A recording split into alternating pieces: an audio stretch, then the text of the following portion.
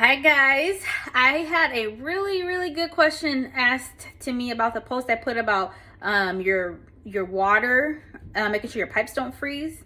So I'm gonna show you guys on my sink what you should do to keep your pipes from freezing. So here we go. All right, so if your sink looks like this, you'll want to make sure it's a dribble. So you see there, that's good for that. And then also do it on the other side too, because there's a hot and cold, and you'll know it'll go a little faster.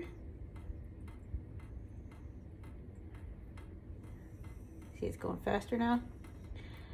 That's all you have to do. That kind of speed is all you need. And then underneath, just open your cabinets. I got a lot of stuff underneath my cabinets. Like that. And then go to bed. And that's it. Like, once you do that for your bathroom too.